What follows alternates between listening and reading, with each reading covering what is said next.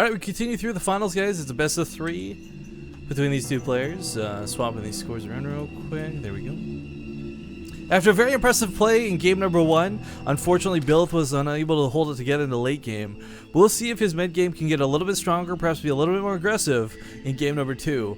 But yeah, without further ado, spawning the lower left corner of the map from Nuit Blanche, it's the Green Zerg player Byleth. And his opponent in the top left. He's Terran, he's blue, he is a Dirtybag. Who has a dirty bag of tricks up his sleeves. Ha ha ha ha ha. No, okay, bad jokes aside. You know, anyone else probably would have panicked in his shoes, getting completely caught off guard by lurkers not once, not twice, but 3 times, and still being able to pull it through, pull it together, and get towards the end of the game and win. I mean, that is some good stuff. And that's what makes StarCraft 2, much less Starbow, more interesting to watch, I think, than these very one-sided, slow games. Now, I gotta give it to Byleth. You know, the third hatchery might have gone unscattered for so long, but he didn't really get much use out of it, is the problem. I would love if he tried to take another sneaky base here on this map, but again, it's something that didn't pay off for him, so I wouldn't imagine he would try and replicate it too quickly.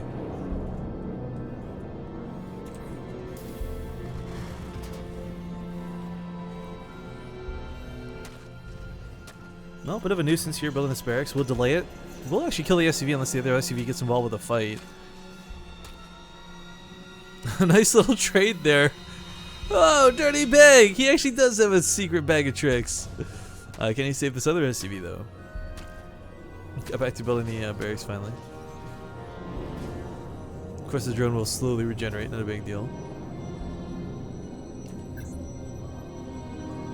Alright, let's see if we're gonna try and get a bit of scouting off on the other side of the map. The drone is completely locked down now.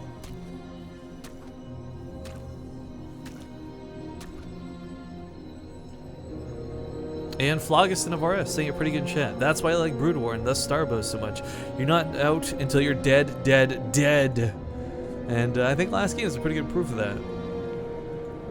Macro Hatchery came down in the main though. This is nothing too crazy to see already.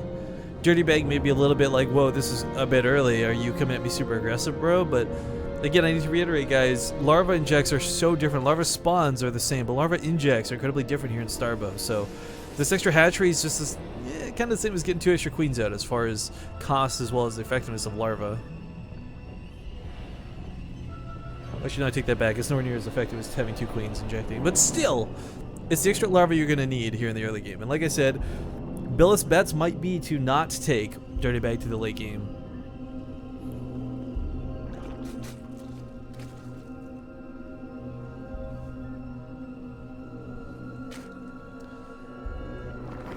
Just waiting to see what comes out next. I mean, this is not a lot of theory crafting to go on for the time being. Dirtybag just built his command center base, wants to keep it safe and sound, doesn't want to risk anything too crazy. Because again, he scouts that macro hatchery early on, and the first thing's going through his head, it's like, okay, there's probably a lot of lings coming my way sometime soon.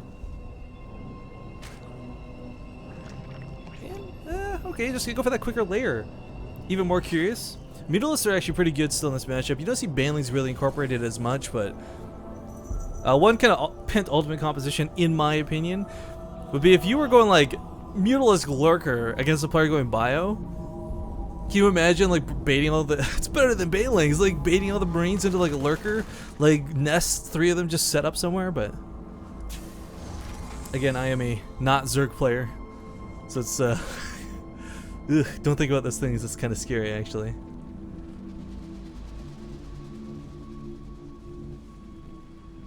But Medic's on the way, definitely with that Stimpack, wants to go with that bio play once again. Really excited to see Dirtybag make this work though. Again, I haven't personally got to see a lot of good use out of it. Everyone's really been sticking with that mech style. I don't know if a lot of it's because Beastie Cutie's been playing mech and he's just a beast in general, so people are trying to copy him. Or if it's that they've just had bad experience with bio themselves. But Aspire is going to be on the way. And one of the biggest problems with dealing with Mutalisks and Aspire, it's not that Mutalisks themselves, like they don't do a ton of damage. They're still pretty fragile against Marines. If you can engage onto them properly, you're probably going to take a pretty good fight versus them. But they're so mobile, so quick, and so hard to keep up with. Responding to multiple locations at once is difficult enough as is. And ooh, this Zergling Swarm, it's going to be good. These medevacs are going to try and hold on as much as they can, but there's so many Zerglings here. He's actually going to gut this pretty well. Lowering the depot was a mistake. Oh, Dirtybag, what a mistake he just made. Mistakes were made. He's going to clean this up with his reinforcements as well as this other SCV pull, but man, oh man. Could have just held up behind it, lost a couple more SCVs, but instead loses a lot more of his army. 7 workers went down in total. Byleth got a pretty good worth out of those Zerglings, I gotta say. In fact, yeah, 8 Marines, 7 workers for 17 Zerglings. The only way it could have been sweeter is if you got some of those medevac or medics too. Ugh, God. I say medevac just habitually now. Firebats are going to come out though expecting more Zerglings, and this is not the right answer because what he needs is Marines. Barrel Stabilizers is going to be fantastic, and the small Marine count he has right now will hold off a low amount of Mutalisks. Only 6 are coming out currently. But once that gets more, that's going to be very problematic to hold off. And again, the thing with the Mutalisks is they're not going to be looking to engage the army head on. They're going to be dancing around the main, picking off reactors, trying to get SCVs, doing what they can to harass. They're not going to be going for the throat.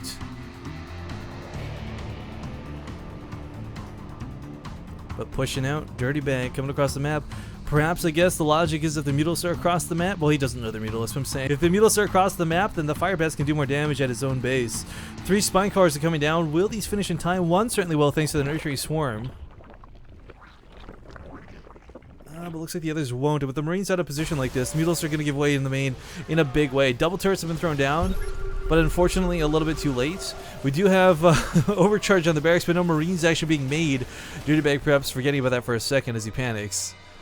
No turrets in the main either. Still, again, really needs to get some additional stuff going right now. These Mutalisks are not going to cause a ton of damage, but if left unattended, they certainly will.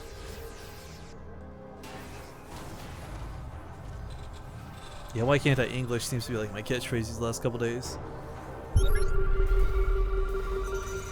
But turret's not done. Mutalisks are going to snipe off the SCVs.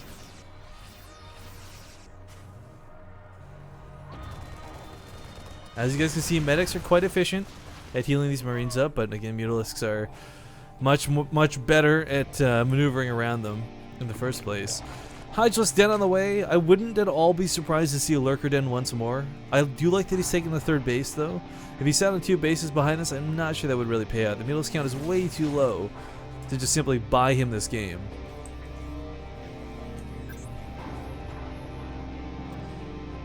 But Zergling's heading northward. Lurker Den is on the way, and Firebats. Now they're ready to get roasty and toasty on these Lings, I imagine. Is this Starbow? Yes, Smokecraft. This is currently Starbow we're casting. We're in the finals of the ESL tournament, number 7.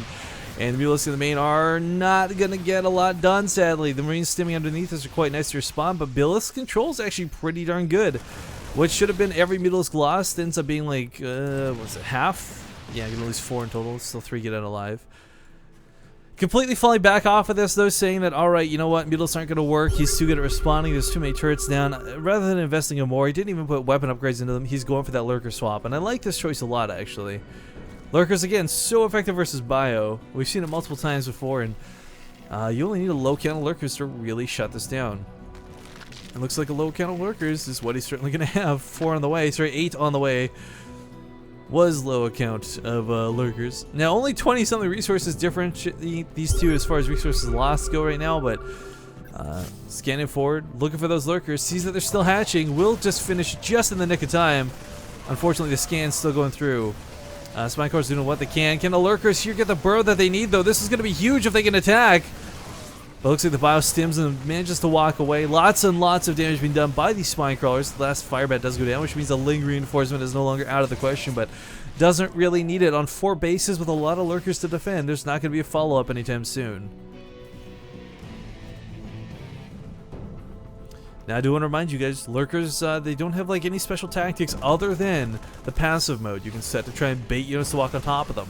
But Dirtybag, I think, realized early on in game number 1 that that was going to be a real possibility, and he's been scanning forward like crazy every time he advances, not to get caught off guard by this.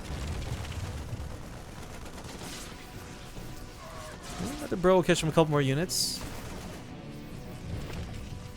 Still a little bit hard pressed. Again, the Vipers didn't get to be utilized last game, but would love to see them come into play this game. For those who don't know, Vipers have a new ability that it doesn't blinding cloud or anything, but instead puts down this kind of like I don't know, goo bomb is how I can best describe it. I don't know what the ability is called offhand, but it slows all units in it by like 50% or more. It's insane, and lurkers can easily capitalize on top of Marines if paired with that ability. And I think that's kind of the goal here out of Byleth, if I had to take a wild stab in the dark. Hive on the way too is going to give way to getting not only Defilers, but more importantly Ultralisks out too for that late game if he wants to. Neither player with any upgrades right now, but that's okay because they don't have to worry about toppling over the other. But Dirtybag will have those +1 weapons coming into effect very shortly. +1 weapons for Snake and Zerg, it's not going to be the biggest thing. It's obviously going to be an advantage to have, but again, a couple Lurker waves, kill all your Marines, and then where's your extra damage? Tank actually does not have siege mode right now, guys. Worth noting, this is going to be a little bit rough to push into. He will see this initially, though. There's a good, healthy amount of lings behind this, but could use a little bit more, I feel. Ultras Cavern on the way, so Ultras will be out. But as we saw last time, Ultras are not exactly the same type of Ultralisks we're so used to seeing in Heart of the Swarm. As they are, I don't know, disappointing in comparison, I guess. Way to phrase that. But looking to move forward here, the Lurker's trying to hug the Marines so they can burrow right on top of them. Unfortunately, will be focused down and loses 3 of them before any damage can get done. In fact, gets no kills with either of those 2 Lurkers. Still trying to sprint out, trying to look for a way to fight this. God, I can only imagine if Lurkers could attack while above ground. Can you imagine just having this giant, like, bone chain whip thing? Whatever they choose to hit underground, like... This is going to be such a nerd moment. I'm sorry, like, Rifkin is a weeaboo. If you guys have ever seen Bleach, I like to imagine Lurkers would have, like, Renji's sword above ground. And there's a pretty good bro's going to go off, but the spread here out of Dirtybag is going to really minimize the damage. And this is not looking good for Byleth. Has to sacrifice a lot of units just to make any of this happen. We got the Ultralisk speed on the way for these Ultralisks, but of course none of them are out just yet. A Nurturing Swarm does go down to try and keep the Spine Claws alive a little bit longer, buy himself just a little bit more time, but I don't think that's going to work. Oh, Byleth not too happy with this. And not going to quite be able to clean this up. Good game, and Dirtybag will take the tournament, guys. Starbow Cup number 7. Going to go to our Terran player. Congratulations to him.